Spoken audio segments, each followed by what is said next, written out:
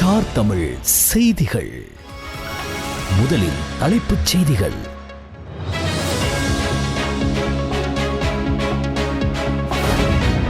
வடமத்திய மாகாண முன்னாள் முதலமைச்சருக்கு 16 ஆண்டுகள் கடூழிய சிறை தண்டனை.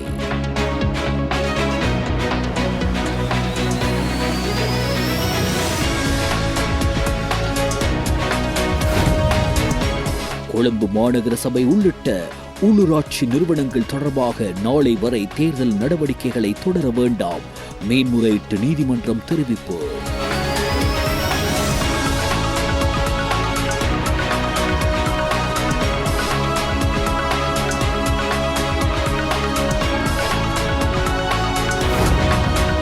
பொலிஸ் மா அதிபர் தேசபந்து தென்னகோனை பதவி நீக்கம் செய்வதற்காக குழு ஒன்றை நியமிக்கும் பிரேரணை.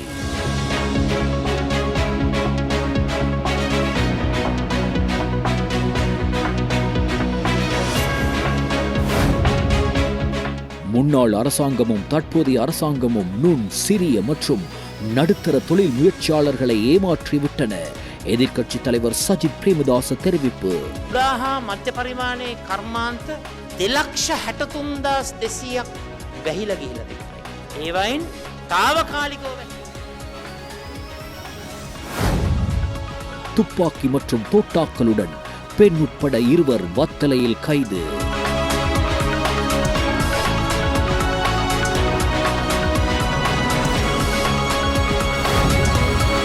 போலீஸ் அதிகாரிகளின் கடமைகளுக்கு இடையூறு விளைவித்த சம்பவம் தொடர்பாக நிலாவெளி பிரதேசத்தில் 5 சந்தேக நபர்களும் ஒரு பெண் சந்தேக நபரும் கைது.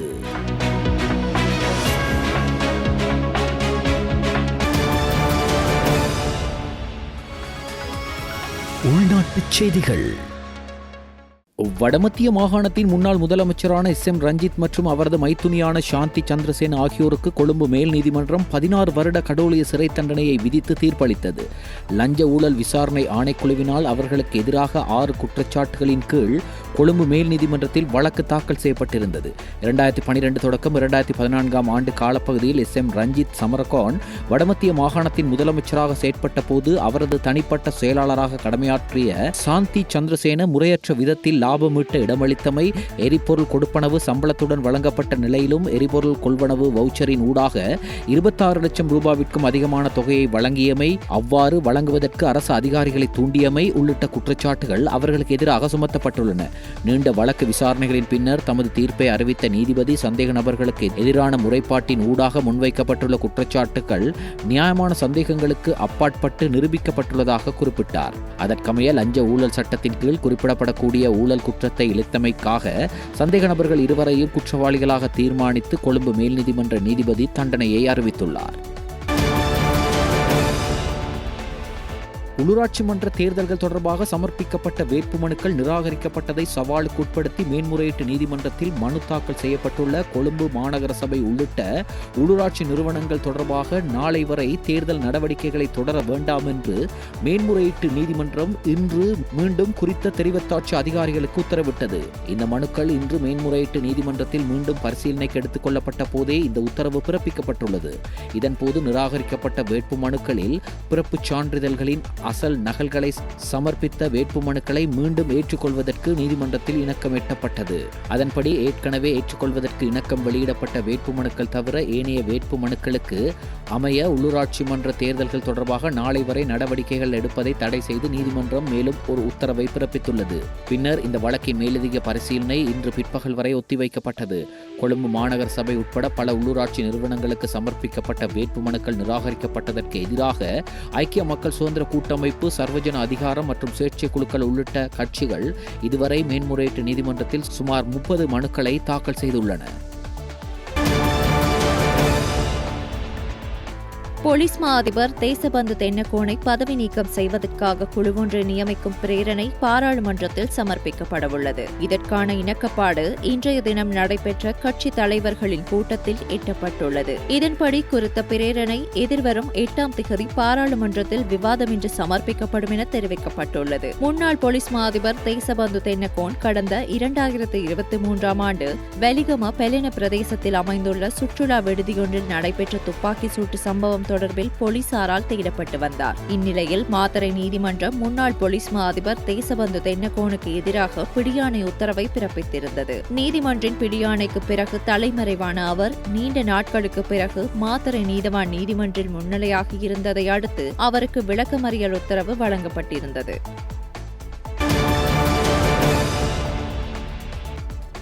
நமது நாட்டின் பொருளாதார வளர்ச்சிக்கு நுண், சிறிய மற்றும் நடுத்தர தொழில் முயற்சியாளர்கள் பெரும் பங்களிப்பை வழங்குகின்றார்கள்.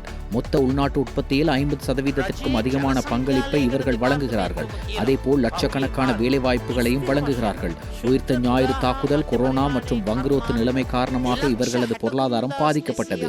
சனத்தொகை மற்றும் புள்ளி விபர திணைக்களத்தின் கூற்றுப்படி கடந்த காலத்தில் 2,63,200 தொழில் முயற்சிகள் நிரந்தரமாக மூடப்பட்டுள்ளதாக சுட்டிக்காட்டுகிறது. அவற்றில் 59,100 தற்காலிகமாகவும் 2,04,100 நிரந்தரமாகவும் மூடப்பட்டுள்ளதாக எதிர்க்கட்சித் தலைவர் சஜித் பிரேமதாஸ் தெரிவித்தார். ஒரண பிரதேசத்தில் இடம்பெற்ற தேர்தல் பிரசார கூட்டம் ஒன்றில் கலந்து கொண்டு உரையாற்றும் போதே எதிர்க்கட்சித் தலைவர் சஜித் பிரேமதாஸ் இவ்வாறு தெரிவித்தார்.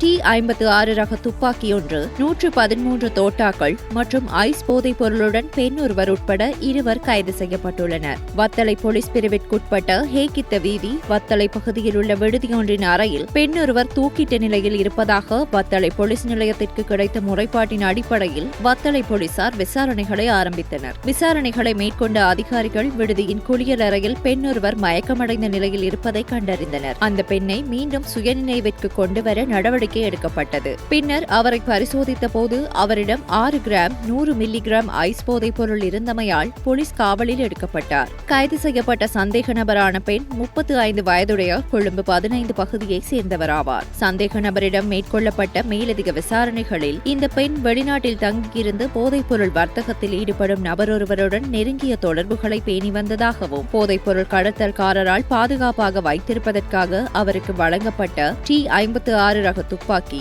மற்றும் 113 தோட்டாக்கள் தொடர்பான தகவல்களும் தெரியவந்ததாக போலீசார் தெரிவித்தனர். சந்தேக நபரான பெண்ணின் வழிகாட்டுதலின் பேரில் அவர் தங்கியிருந்த அவரது 2வது திருமணத்தின் கணவரின் ராகம பகுதியில் உள்ள வீட்டில் மறைத்து வைக்கப்பட்டிருந்த நிலையில் போலீசாரால் அந்த துப்பாக்கி மற்றும் தோட்டாக்கள் கண்டுபிடிக்கப்பட்டன. T-56 ரக துப்பாக்கி மற்றும் தோட்டாக்களை மறைத்து வைத்திருந்த ஹின்கேந்தர் ராகம பகுதியில் உள்ள வீட்டில் வசிக்கும் சந்தேக நபரான பெண்ணின் 40 வயதுடைய கணவரையும் வத்தளை போலீசார் கைது செய்து மேலதிக விசாரணைகளை மேற்கொண்டு வருகின்றனர்.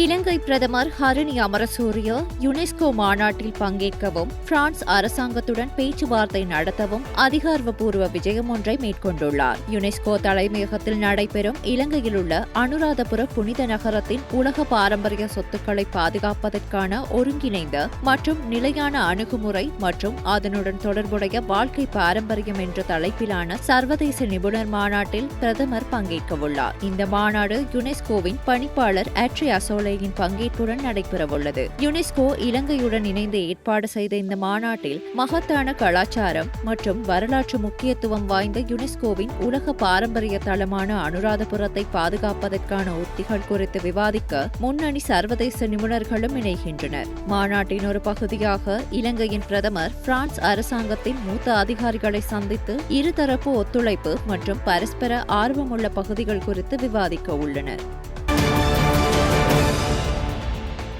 நிலாவளி போலீஸ் பிரிவில் சீருடை அணிந்த போலீஸ் அதிகாரிகளின் கடமைக்கு இடையூறு விளைவித்த சம்பவம் தொடர்பாக 5 சந்தேக நபர்களும் ஒரு பெண் சந்தேக நபரும் கைது செய்யப்பட்டுள்ளனர். இந்த சம்பவம் கடந்த மார்ச் மாதம் 31ஆம் தேதி இடம்பெற்றிருந்த நிலையில் போலீஸ் அதிகாரிகள் கடமைகளுக்கு சிலர் இடையூறு விளைவிப்பதையும் பலவந்தமாக அழைத்துச் செல்வதை காட்டும் வீடியோ வெளியாகியிருந்தது. சம்பவம் தொடர்பாக நிலாவளி போலீஸ் நிலைய அதிகாரிகள் குழு விசாரணைகளை மேற்கொண்டு அதே நாளில் ஒரு சந்தேக நபரை கைது செய்து திருகோணமலை நீதவான் நீதிமன்றத்தில் ஆஜர்படுத்திய பின்னர் இன்று வரை அவர் விளக்கமறியலில் வைக்கப்பட்டார்.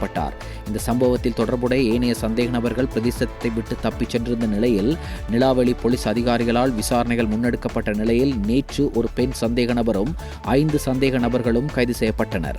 கைது செய்யப்பட்ட பெண் சந்தேக நபருக்கும் 35 வயது என்றும் ஏனைய சந்தேக நபர்கள் 20, 21, 22 மற்றும் 28 மற்றும் 45 வயதுடையவர்கள் என்றும் நிலாவளி பகுதியைச் சேர்ந்தவர்கள் என்றும் தெரிவிக்கப்பட்டுள்ளது. சம்பவத்துடன் தொடர்புடைய மேலும் 2 சந்தேக நபர்கள் அடையாளம் காணப்பட்டுள்ளதுடன் அவர்களை கைது செய்ய நிலாவளி போலீசார் மேலதிக விசாரணைகளை மேற்கொண்டுள்ளனர்.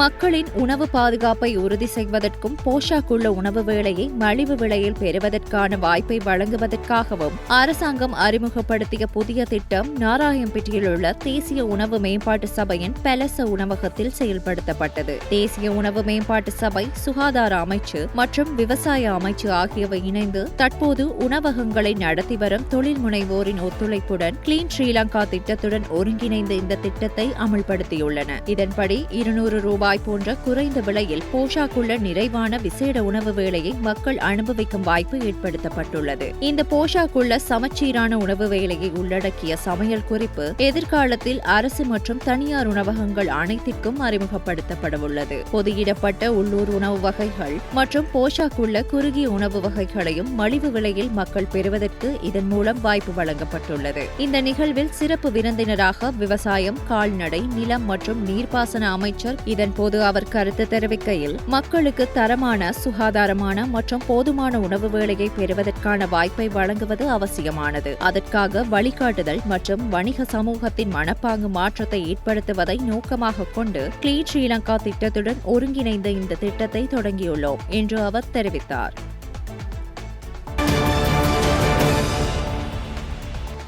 அஸ்வெஸ்ம பயனாளிகளாக பதிவு செய்து தற்போது காத்திருப்போர் பட்டியலில் உள்ள குடும்பங்களுக்கு சலுகை விலையில் உணவுப் பொதிகளை வழங்கும் வேலைத்திட்டம் நேற்று முதல் ஆரம்பமானது.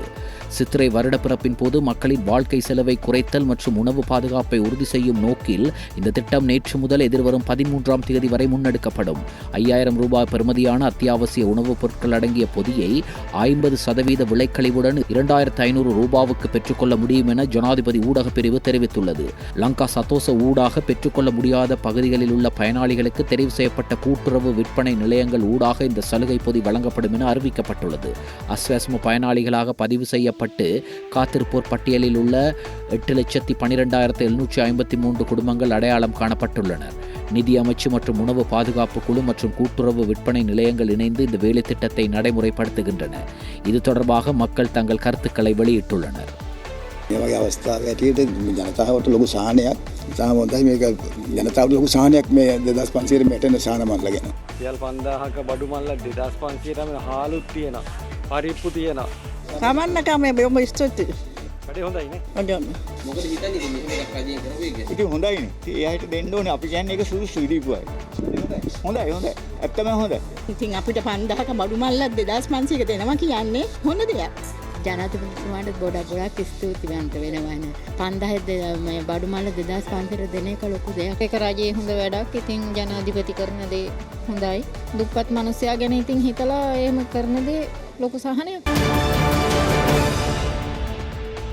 மினுவங்கொடை பத்தடுகொட பகுதியில் துப்பாக்கி சூட்டு சம்பவம் ஒன்று இடம்பெற்றுள்ளது. போலீசாரினால் நடத்தப்பட்ட துப்பாக்கி சூட்டில் காயமடைந்த ஒருவர் கம்பஹ மருத்துவமனையில் அனுமதிக்கப்பட்டுள்ள நிலையில் மற்றொரு சந்தேக நபர் கைது செய்யப்பட்டுள்ளதாக தெரியவந்துள்ளது. குறித்த விடயம் தொடர்பில் மேலும் தெரிய வருவதாவது, வெல்ஹேன பகுதியில் போலீசாரின் தடையை மீறி மோட்டார் சைக்கிள் பயணித்தது. மோட்டார் சைக்கிளை நிறுத்துமாறு போலீசார் உத்தரவிட்டுள்ளனர். மோட்டார் சைக்கிளில் வந்த 2 இளைஞர்களும் போலீசாரின் துப்பாக்கியை பறிக்க முற்பட்டனர். அதனை முறியடித்து சம்பந்தப்பட்ட மோட்டார் சைக்கிளில் துரத்தி சென்ற போலீசார் துப்பாக்கி சூட்டை நடத்தினர். குறித்த துப்பாக்கி சூட்டில் மினுவங்கொட ராஜசிங்கபுர பகுதியைச் சேர்ந்த 27 வயதுடைய லஹிரு திலந்த என்பவர் காயமடைந்து கம்பஹ மருத்துவமனையில் அனுமதிக்கப்பட்டார். உக்கல்பொட உணபந்துரவத்த பகுதியைச் சேர்ந்த 21 வயதுடைய தரிந்து ஹிஷான் எனும் மற்றொருவர் கைது செய்யப்பட்டுள்ளதாக போலீசார் தெரிவித்தனர்.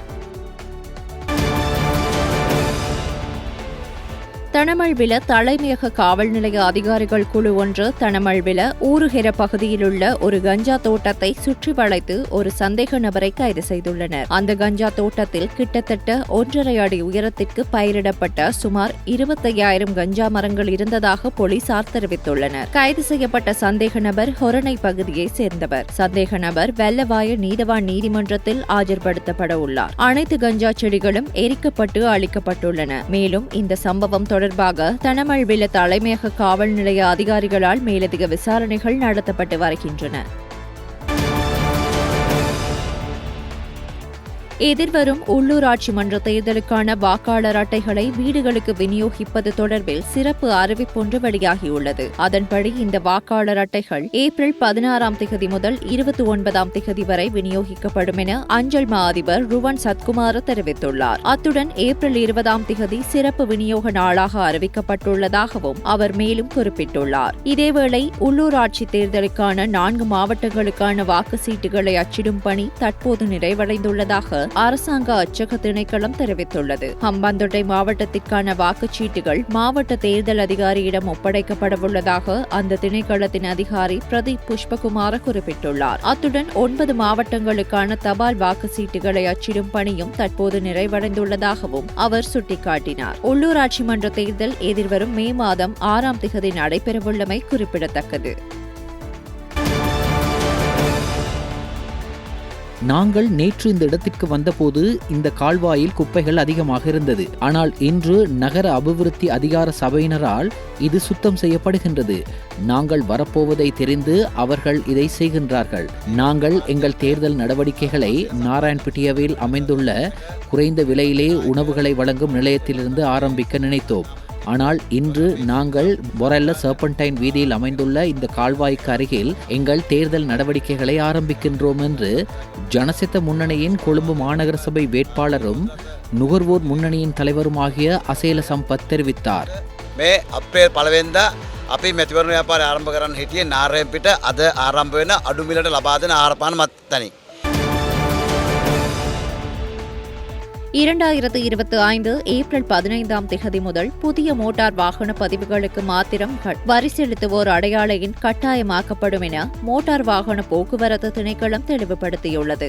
இருப்பினும் இந்த நிபந்தனை மோட்டார் சைக்கிள், கையிழவை இயந்திரங்கள், இழுவை இயந்திரங்கள் மற்றும் முச்சக்கர வண்டிகளுக்கு பொருந்தாது என்றும் தெரிவிக்கப்பட்டுள்ளது. முன்னதாக மோட்டார் வாகன போக்குவரத்து திணைக்களம் சேவைகள் அனைத்திற்கும் டின் எண் கட்டாயம் என்று அறிவிக்கப்பட்டிருந்தது. ஆனால் தற்போது இந்த புதிய வாகன பதிவுகளுக்கு மட்டுமே பொருந்தும் என்று திருத்தப்பட்டுள்ளது. மோட்டார் சைக்கிள்கள், முச்சக்கர வண்டிகள், இழுவை இயந்திரங்கள் மற்றும் கை இழுவை இயந்திரங்களின் பதிவு அல்லது உரிமை மாற்றங்களுக்கு டின் தேவையில்லை என்று திணைக்களம் உறுதிப்படுத்தியுள்ளது. இந்த மாற்றம் வாகன இறக்குமதி கட்டுப்பாடுகள் தளர்த்தப்பட்டதை தொடர்ந்து அரசாங்கத்தால் அறிமுகப்படுத்தப்பட்ட நடவடிக்கையின் ஒரு பகுதியாகும். இதன் மூலம் நிதி பொறுப்புணர்வை வலுப்படுத்தவும் நிர்வாக செயல்முறைகளை ஒழுங்குபடுத்தவும் நோக்கமாக உள்ளது. டின் எண்ணை பெறாத வாகன உரிமையாளர்கள் மற்றும் வாங்குபவர்கள் ஏப்ரல் 15 முன்னர் அதை பெற்றுக்கொள்ளுமாறு அதிகாரிகள் அறிவுறுத்தியுள்ளனர். மேலதிக விசாரணைகளுக்கு மோட்டார் வாகன போக்குவரத்து திணைக்களத்தின் தலைமை அலுவலகமான நாராயண்பேட்டையில் உள்ள பதிவு பிரிவை அணுகலாம் என்று தெரிவிக்கப்பட்டுள்ளது.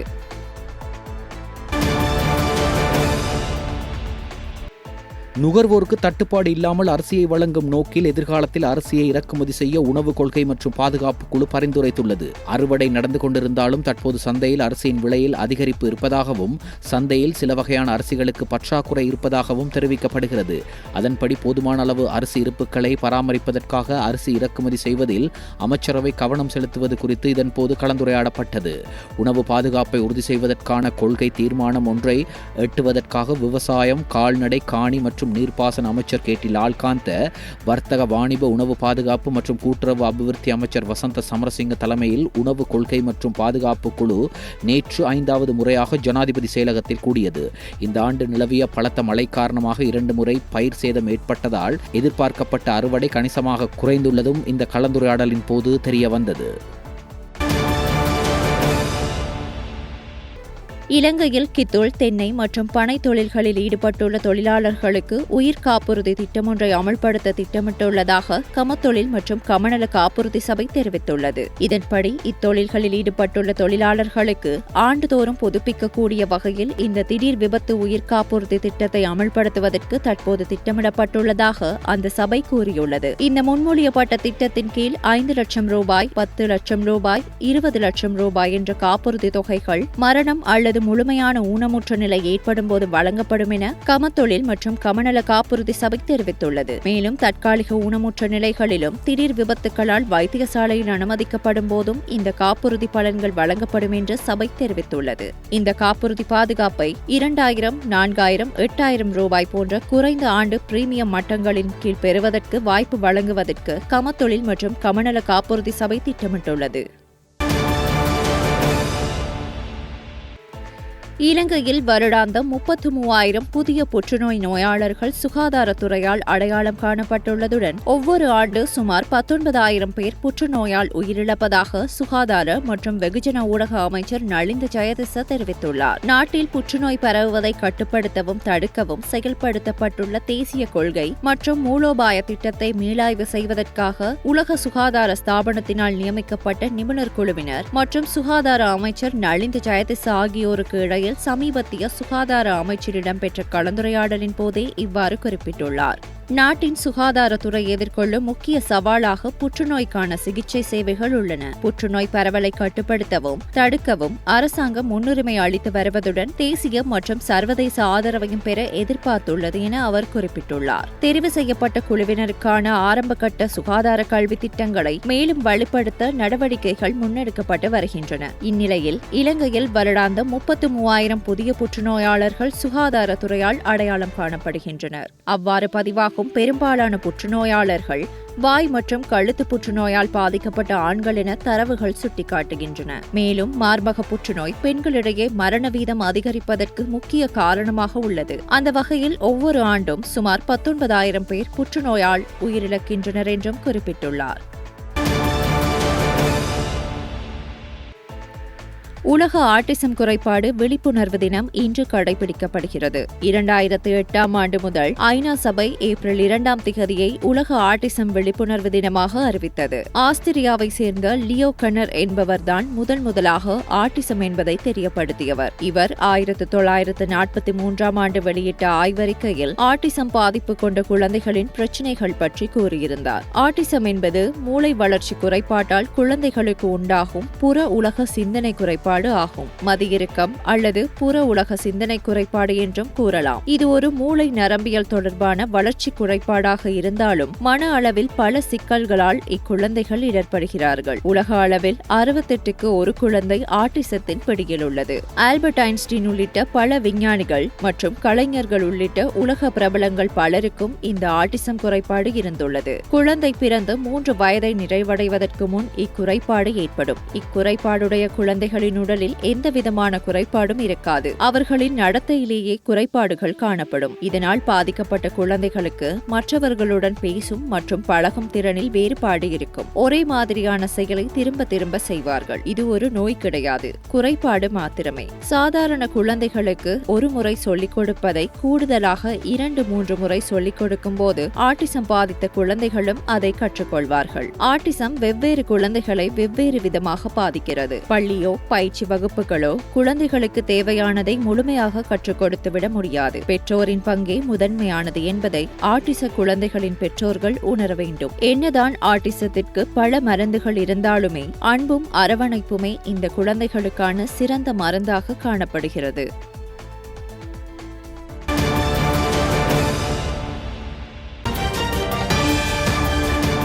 செய்திகள் தொடர்கின்றன. வெளிநாட்டு செய்திகள்.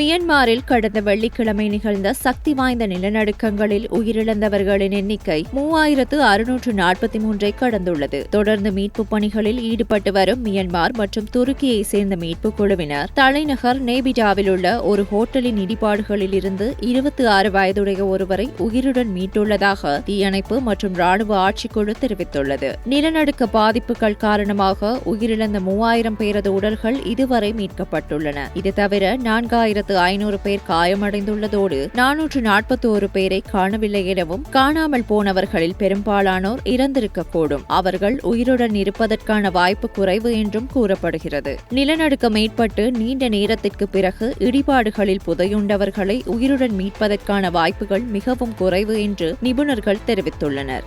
எனவே உயிரிழப்பு எண்ணிக்கை இன்னும் அதிகரிக்கும் என்றும் அஞ்சப்படுவதாக ராணுவ ஆட்சியாளர் மின் ஆங் லியாங் கூறியுள்ளார்.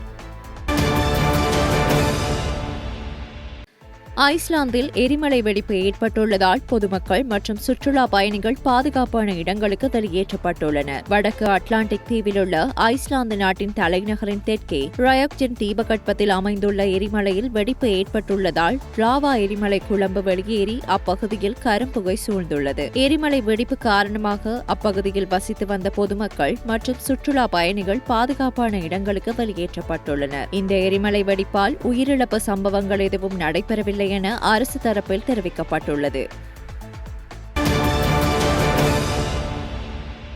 மத்திய கிழக்கு நாடான சிரியா முழுவதும் மின் விநியோக தடை ஏற்பட்டுள்ளதாக சிரிய மின்சக்தி அமைச்சு தெரிவித்துள்ளது. சிரியாவின் தேசிய மின் கட்டமைப்பின் பல இடங்களில் ஏற்பட்டுள்ள கோளாறுகள் காரணமாக இவ்வாறு மின்சார விநியோக தடை ஏற்பட்டுள்ளதாக தெரிவிக்கப்படுகிறது. தொழில்நுட்ப குழுக்கள் விரைவில் மின்சார விநியோகத்தை வழமைக்கு கொண்டு வருவதற்கான முயற்சிகளை முன்னெடுத்து வருவதாக தெரிவிக்கப்பட்டுள்ளது. இதேவேளை சிரியாவின் பெரும்பாலான பகுதிகளில் அரசு வழங்கும் மின்சாரம் ஒரு நாளைக்கு 2 அல்லது 3 மணி நேரம் மட்டுமே கிடைக்கிறது. ஜனாதிபதி அகமது அல் ஷாராவின் கீழுள்ள இடைக்கால அரசாங்கம் ஜோர்தானில் இருந்து மின்சாரத்தை இறக்குமதி செய்வதன் மூலமும் மிதக்கும் படகுகளை பயன்படுத்துவதன் மூலமும் மின்சார விநியோகத்தை விரைவாக அதிகரிப்பதாக உறுதியளித்துள்ளது. இருப்பினும் தாக்குதல் காரணமாக இவ்வாறானதொரு நிலைமை ஏற்பட்டுவிட்டதா என்பதற்கான ஆரம்பகட்ட அறிகுறிகள் எதுவும் இல்லை எனவும் சிரியாவின் மின்சக்தி அமைச்சு தெரிவித்துள்ளது. இதேவேளை சிரியாவில் நிலவும் பொருளாதார நெருக்கடி அதிகரித்து வருவதால் நாடு தழுவிய மின்தடை ஏற்பட்டுள்ளதாகவும் அதிகாரிகள் தெரிவித்துள்ளமையும் குறிப்பிடத்தக்கது. ரஷ்யா தனது ராணுவத்தின் அளவை விரிவுபடுத்தும் நடவடிக்கையில் ஈடுபட்டுள்ள நிலையில் ஜனாதிபதி விளாடிமிர் புட்டின் 18 தொடக்கம் 30 வயதுடைய 1,60,000 ஆண்களுக்கு படையில் இணைந்து கொள்ள அழைப்பு விடுத்துள்ளார். இது 2011க்கு பின்னரான ரஷ்யாவின் அதிகபட்ச எண்ணிக்கையிலான கட்டாய ராணுவ ஆட்சேர்ப்பு ஆகும். ரஷ்யா வசந்த காலத்திலும் இலையுதிர் காலத்திலும் கட்டாய ராணுவ சேவைக்கு அழைப்பு விடுக்கிறது. கடந்த ஆண்டு தொடக்கத்திலிருந்து அதிகபட்ச வயதை 27 30 உயர்த்துவதன் மூலம் கட்டாய ராணுவ சேவை கிடைக்கக்கூடிய இளைஞர்களின் எண்ணிக்கை அதிகரிக்கப்பட்டுள்ளது.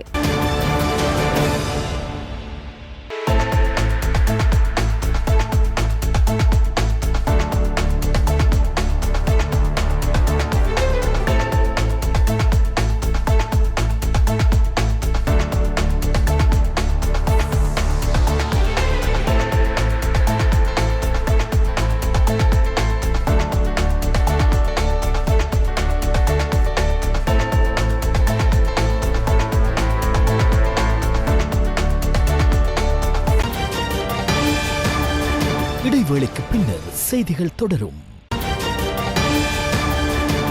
செய்திகள் தொடர்கின்றன. விளையாட்டு செய்திகள். ஐபிஎல் தொடரின் 13வது லீக் போட்டியில் லக்னோ சூப்பர் ஜெயண்ட்ஸ் அணி மற்றும் பஞ்சாப் கிங்ஸ் அணிகள் மோதின. நாணய சுழற்சியில் வென்ற பஞ்சாப் கிங்ஸ் அணி களத்தடுப்பில் ஈடுபட தீர்மானித்தது. அதன்படி லக்னோ சூப்பர் ஜெயண்ட் அணி முதலில் துடுப்படுத்தாடியது. லக்னோ அணி 20 ஓவர்கள் நிறைவில் 7 விக்கெட்டுகளை இழந்து 171 ஓட்டங்களை பெற்றது. அதன்படி பஞ்சாப் அணிக்கு 172 ஓட்டங்கள் வெற்றி இலக்காக நிர்ணயிக்கப்பட்டது. இதனை அடுத்து 172 என்ற வெற்றி இலக்கை நோக்கி துடுப்படுத்தாட களமிறங்கிய பஞ்சாப் அணி நிர்ணயிக்கப்பட்ட 20 ஓவர்கள் நிறைவில் 2 விக்கெட்டுகளை இழந்து 177 ஓட்டங்களை பெற்று வெற்றியை தனதாக்கியது. 2025 ஐபிஎல் தொடரில் இன்று நடைபெறும் போட்டியில் ராயல் சேலஞ்சர்ஸ் பெங்களூரு அணியானது குஜராத் டைட்டன்ஸ் அணியை எதிர்கொள்ளவுள்ளது. தெற்கு மற்றும் கிழக்கு மாகாணங்களில் இன்றைய தினம் அவ்வப்போது மழை அல்லது இடியுடன் கூடிய மழை பெய்யக்கூடும் என வளிமண்டலவியல் திணைக்களம் தெரிவித்துள்ளது. நாட்டின் ஏனைய பகுதிகளில் பிற்பகல் அல்லது இரவு வேளைகளில் சில இடங்களில் மழை அல்லது இடியுடன் கூடிய மழை பெய்ய வாய்ப்புள்ளதாகவும் அந்த திணைக்களம் குறிப்பிட்டுள்ளது. மத்திய, வடமேற்கு மற்றும் வடமத்திய மாகாணங்களிலும் மன்னார் மற்றும் வவுனியா மாவட்டங்களில் சில இடங்களில் 100 மில்லிமீட்டருக்கு மேல் கனமழை பெய்யக்கூடும் என எதிர்பார்க்கப்படுகிறது. மேற்கு சப்ரகமுவ, மத்திய, வடமத்திய மற்றும் ஊவா மாகாணங்களிலும் குருநாகல் மாவட்டத்தில் சில இடங்களில் காலை நேரத்தில் பனிமூட்டமான நிலை காணப்படலாம் என வளிமண்டலவியல் திணைக்களம் அறிவித்துள்ளது. இடியுடன் கூடிய மழையின் போது ஏற்படக்கூடிய தற்காலிக பலத்த காற்று மற்றும் மின்னல் தாக்கங்களால் ஏற்படும் அபாயங்களை குறைப்பதற்கு தேவையான முன்னெச்சரிக்கை நடவடிக்கைகளை மேற்கொள்ளுமாறு வளிமண்டலவியல் திணைக்களம் பொதுமக்களை கேட்டுக்கொண்டுள்ளது.